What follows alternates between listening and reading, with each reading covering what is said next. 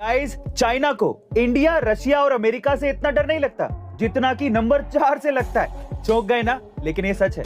दरअसल China, south Korea और Japan जैसे देशों में नंबर 4 को अनलकी माना जाता है और उसके पीछे की सबसे बड़ी वजह यह है कि इन देशों में किसी भी चीज में अगर नंबर 4 आ जाता है तो कुछ ना कुछ बुरा जरूर होता है। इसलिए इन देशों में लिफ्ट में 4th फ्लोर होता ही नहीं। टैक्सी ड्राइवर 4 नंबर वाली नंबर प्लेट को अपनी टैक्सी में लगाते ही नहीं। यहां तक कि चाइना ने 2004 ओलंपिक के लिए बोली लगाई ही नहीं क्योंकि उसमें नंबर 4 इंक्लूडेड था। इसके अलावा OnePlus, जो कि एक चाइनीज फोन कंपनी है, उस कंपनी ने भी उनकी 3rd और 5th सीरीज को लॉन्च किया लेकिन 4th सीरीज को लॉन्च नहीं किया।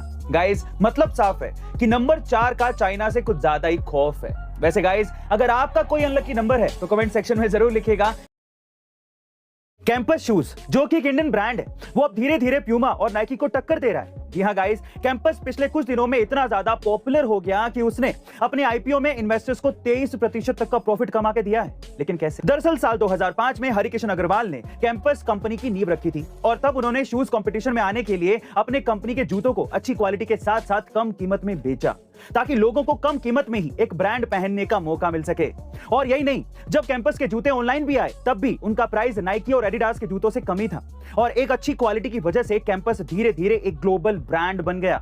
यानी कि जहां एक वक्त नाइकी, एडिडास और प्यूमा जैसी कंपनियां इंडिया के स्पोर्ट्स शूज मार्केट में राज करती थी, वहां अब कैंपस 17% का मार्केट शेयर होल्ड करके ग्लोबली पॉपुलर हो चुका है। वैसे गाइस, आपका पसंदीदा शू ब्रांड कौन सा है? कमेंट सेक्शन में जरूर लिखिएगा और क्यों है वो भी लिखिएगा और एक अमेजिंग कमेंट को हम लोग पिन करेंगे, तो लिखना मत भूलिएगा।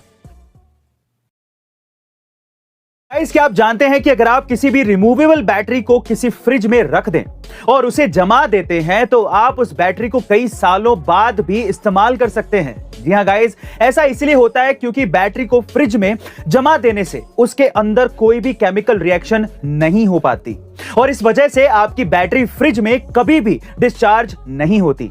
अब चूंकि उस बैटरी में कोई केमिकल रिएक्शन नहीं होता तो आप उसे फ्रिज में रख कर इस्तेमाल नहीं कर सकते, उसे निकालने के बाद ही आप उसका इस्तेमाल कर सकते हैं। वैसे गाइस, क्या आपने इस तरह से बैटरी का यूज कभी किया है? कमेंट सेक्शन में जरूर लिखिएगा। गाइस, वो कहते हैं ना कि जीवन की हर ठोकर केवल गिराने के लिए नहीं होती, कुछ ठोकर जिंदगी का सबक सिखाने के लिए भी होती है।